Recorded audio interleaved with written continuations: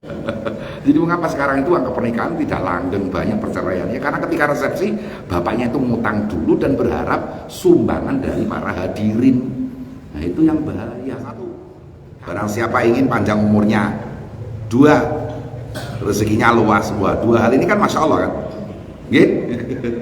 Umur dawa karo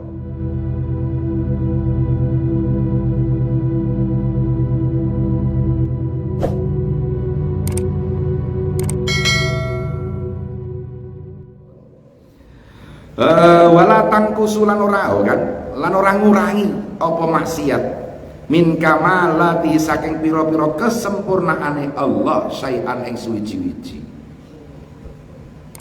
Kalau ada istilah dunia ini semakin tua, dunianya, tapi Allah kan tidak pernah semakin tua. Gitu. Nggih, Allah tetap maha seperti semula. Oh gitu. Allah itu kana Allah wal ana kama kana itu Allah. Gambarannya di hikam itu begitu. Wahwal ana kama kana. Allah sekarang ya sama seperti dulu. Dulu kapan? Ya dulunya dulu. Allah tidak pernah berubah. Yang berubah paling adalah apa dunia, alam semesta ini yang berubah. Sebab memang alam semesta al-alamu mutakhayyirun. Alam itu selalu berubah. Ada mengalami proses penuaan. Nah, Allah selalu maha sempurna. Allah tidak pernah mengalami penuaan. Penuaan itu kan mohon maaf secara fisik kan kekurangan ya. Penyusutan ya. Gak ngoten jenengan ndak mun sadar ngoten nggih. Saya tuwa iku cara fisik saya susut. Semakin susut iya. Makin pikun, semakin nggak kuat ngangkat yang berat-berat kan begitu toh. Nah, ampun. Tetapi kesempurnaan Allah tidak pernah terkurangi oleh kemaksiatan manusia. Fa inistakbaru mongko lamun padha takabur sombong sapa manusa.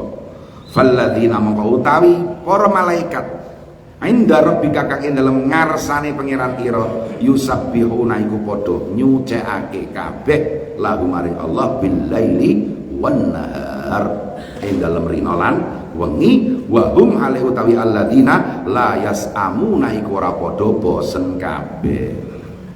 Kalau butuh kita takabur dalam konteks ini apa? Takabur tidak mau beribadah. Itu namanya takabur dalam konteks ini.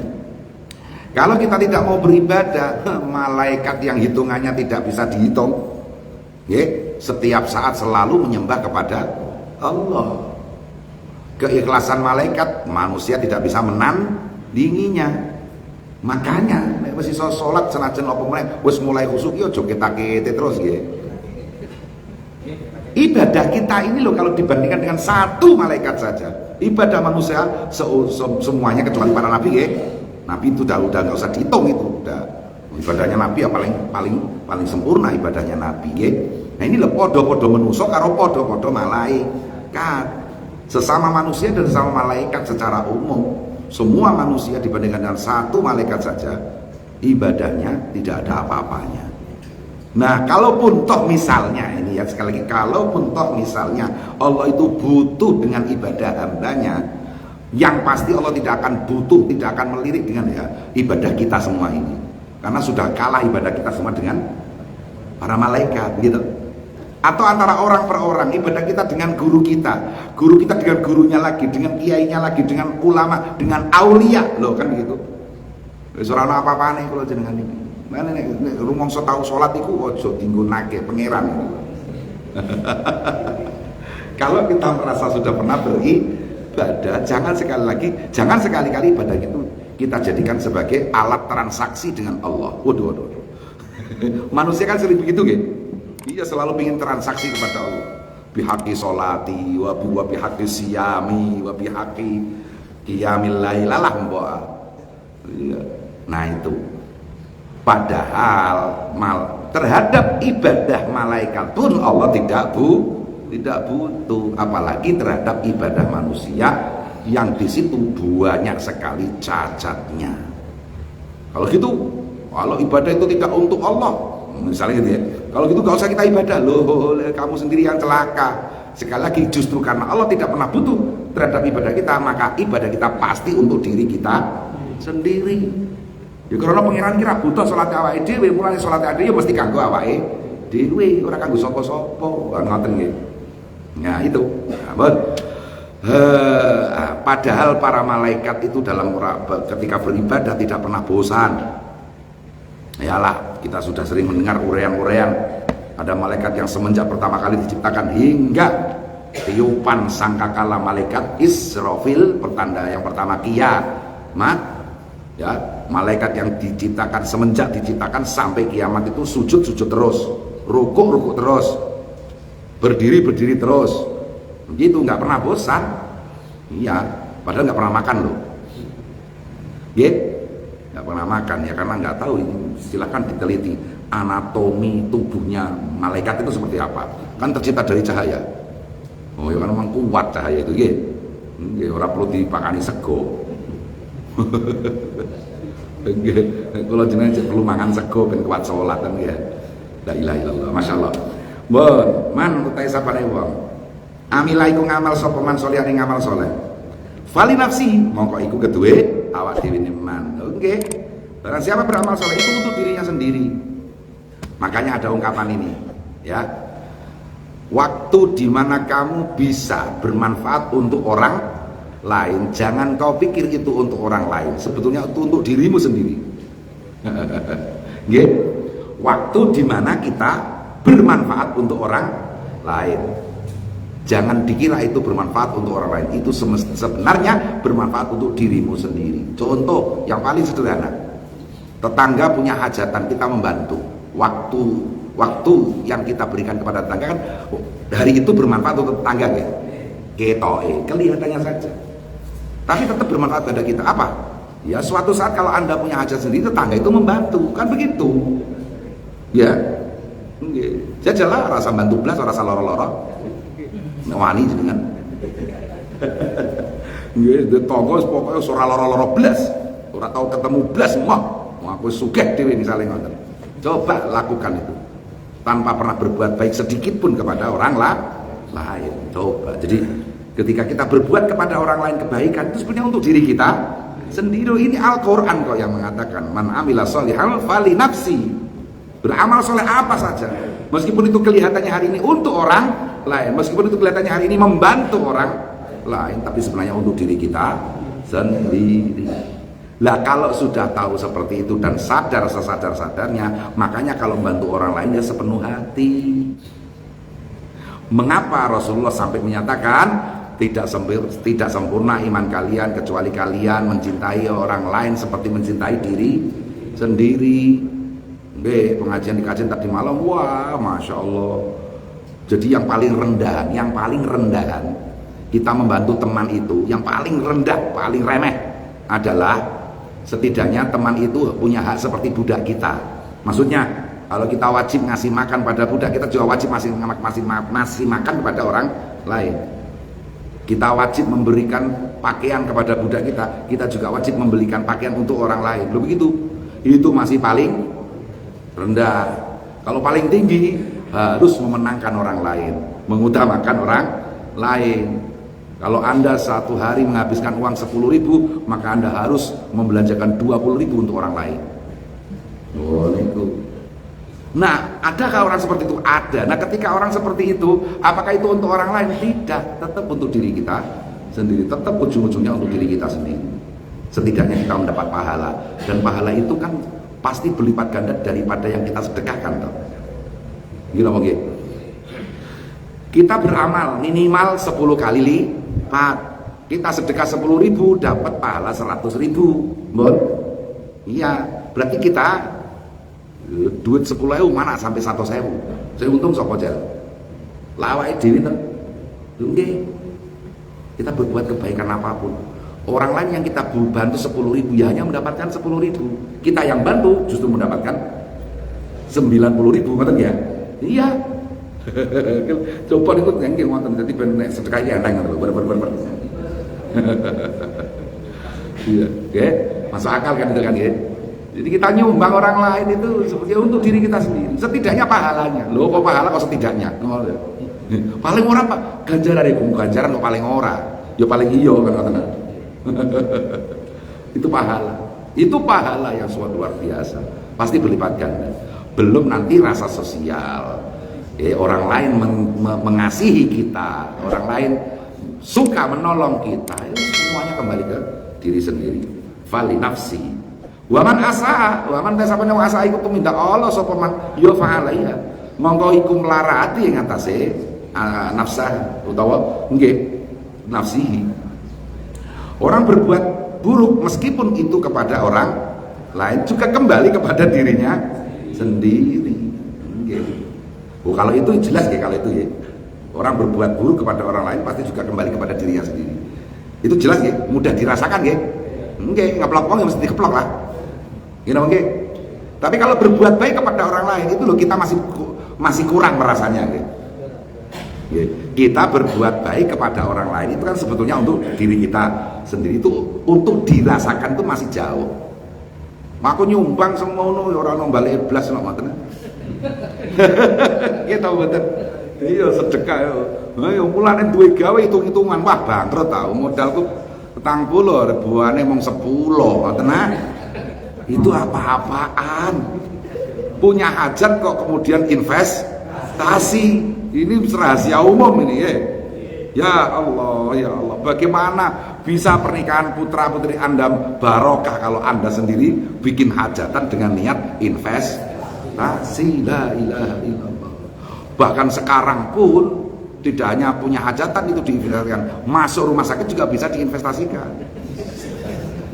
Kan sudah dibayari BPJS, sedangkan yang menjenguk kan ngasih amplop investasi. Pulang dari rumah sakit masuk dealer.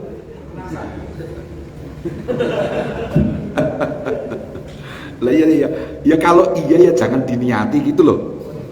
Iya, jangan diniati. Wah ya Allah, loros itu ambil rumah sakit tambah akeh sing tilik, akeh sing gowo-gowo, aku sih orang bayar. Dan biasa tidak pun betul bayar ah. Nggih. La ilaha illallah, la ilaha. Jadi itu. Jadi apa terkait itu tadi ya, punya hajat, punya gawe, punya resepsi itu ya jangan diniatin seperti itu. Ya sedekah supaya maksud kita hajatannya apa? Hajat pernikahan, hajat khitanan kan gitu kan. Iya. Supaya bener-bener ya yo pripun wis dadi budaya, tapi mbok yo wong hajatan kok ana kota amale ya.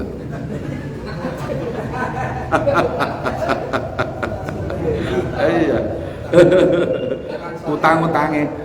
Lah ya makanya ini monggo toh kita mulai berubah sedikit demi sedikit. Setidaknya kalau memang kita tidak punya uang yang banyak ya resepsinya sederhana saja. Sakuwate ben ora arep-arep balian buan ngono lho. La ilaha illallah. Apalagi di absen tanggaku sing kok ora ono lah ya. Ditulisi. Lah ya makanya untuk apa hutang? Karena pinginnya yang mewah-mewahan toh. Sederhana memang kuatnya hanya apa manakiban ngundang wong sak RT yo piye lah. Iyalah enggak masalah itu. Kalau memang pada saatnya ya kita butuh menikahkan putra, memang belum ada, tapi harus segera dinikahkan putra karena memang ya banyak pertimbangan gitu. Nah putra kita hari ini putra kita juga harus berpikir, oh enggak anak sekarang, wah aku ini mau nikah sekali seumur hidup aja kok pak, masa wah ini yang gini, langsung browsing di IG, oh dekornya kudu luar Jawa, oh enggak saat ini gua. La ilaha illallah. Kalau memang kita belum mampu ya sudah seadanya, mampunya ngundang manakipan tonggo sa-RT ya wis. Engko karo ngundang napa jenenge rebana cah pondok ya gratis dengan paringi maem ngono wae. Ewa kalih lah iku lho soalnya ewa. Ya kalau memang terpaksa harus hutang, ya harus punya cageran sing liya aja cageran buan ngoten. Dan itu sih repot niku nggih. Nggih. Nggih. Sudahlah kalau belum mampu ya jangan dipaksakan. Kalau memang harus ya itu tadi minjam-minjam ya harus punya cageran yang lain. Bukan cageran buah. Repot. Kita belum bisa berbuat baik kan gitu. Dan ingat ini adalah pernikahan putra kita supaya rumah tangganya tambah barokah. Mulane akeh sing pegatan. Umpamane gawe resepsi niate ngono. Hati-hati nggih. Yo ngoten nek diangen-angen yo ngono ketemu niku. Nganten saiki ora kaya awet kaya zamane Mbah-mbah lah enggak. Nggih, ora pati awet nganten saiki. Iya masalah itu perlu bahasa Indonesia kan yang penting sekali. Jadi mengapa sekarang itu angka pernikahan tidak langgeng, banyak perceraian? Ya karena ketika resepsi bapaknya itu ngutang dulu dan berharap sumbangan dari para hadirin. Nah itu yang bahaya. Kapan kita bersedekah? Nah, mensedekahi anak kita yang mau nikah atau yang khitan, sedekahi. Atau begini, ya sholawatan habaib serame ngono-ngono orang masih boleh. Ya sholawatan ngono ae wis nyambut yo apa ora perlu awake dhewe. Nggih. Nang wancine sholawatan ibar dan delik ora malah nyekat dari dalan. Astagfirullahaladzim. Jadi supaya ya pernikahan anak kita berkah, nggih. Mari kita sedekah. As-shadaqatu tanfaul bala. Sedekah itu bisa menolak bencana. Bencana apa? Perpecahan rumah tangga. Itu diawali dari situ. Makanya yang merasa santri sekaligus saya juga pesan nggak perlu pakai hiburan-hiburan yang tidak senonoh untuk kita santri. Kalau yang bukan santri yo terserah. Arep mengkira santri yo aku masa aku ngamuk orang santri. Tapi kalau sudah pernah nyantri lo kok tiba saatnya pernikahan kok waduh ada hiburan yang tidak sesuai dengan santri ini loh. Ngono bentuk tak jero-jero do akeh sing tersinggung. Kalau ndak santri saya ndak ambil pusing ya, hanya saya mengatakan ya sebaiknya nggak begitulah. Tapi kalau ini sudah pernah nyantri loh, lagi-lagi ini mau mengawali kehidupan rumah tangga, kok diawali dengan hal-hal seperti itu? Nggih, bagaimana? Namun, aduh. Mau terus apa hiburan-hiburan itu siapa yang anu? Ya kan masih ada pangsa pasarnya sendiri lah. Nggih, yang suka begitu kan masih ada, tapi jangan santri lah. Ya, santri ya sholawatan gitu. Nggih, sholawatan. Tapi yang ngono di model anu ini sholawatan qasidah modern ya wis ora apa-apa. Qasidah modern ning karo lenggo-lenggo ya padha ya ono sing nyawer. Lah repot nek. Nyawer akhirnya malah tukaran dhewe karo sing bojo sing nyawer kok tenan. Wis tekan ndi pokoke eleke niku. Nggih. Ya jenengan mangke nek mantu ngoten nggih, jenengan lak santri lek. Nggih putrine jenengan opo rasa rabutol lah. Aku pokoknya mau kepengin rame-rame ya sholawatan. Oh ngoten kan? Nggih tegas. Wis sapa beb saya tak undangno. Mbok iso apa ora. Aku mah nek sing hiburan sing iku ngoten ya. Nek sing habaib sapa bismillah tak amuni kan begitulah. Jangan kok nanti terdiri layu ibune. Wis kok Pak, anakmu itu siji tok kok, ngoten lah repot nek. Repot nek. Kalau Habib Umar kan lucunya begini ya, menceritakan kisah itu Nabi Musa dengan Fir'aun. Fir'aun sudah berniat membunuh seluruh bayi. Ketika bayinya Nabi Musa datang sendiri kan, itu kan Fir'aun masih mau membunuh. Siti Asia bilang, jangan. Ini nanti malah bermanfaat untuk kita ini, karena datang sendiri. Kalau mau yang bunuh yang sana-sana saja. Wah, Fir'aun nurut. Kan Fir'aun nurut toh, nuruti Siti Asia.